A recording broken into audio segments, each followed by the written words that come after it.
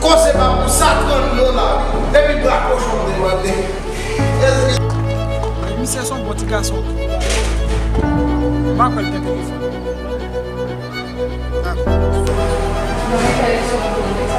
Lembra, você não quer mudar e mudar o que já quer. Ele é uma manifestação que não quer mudar.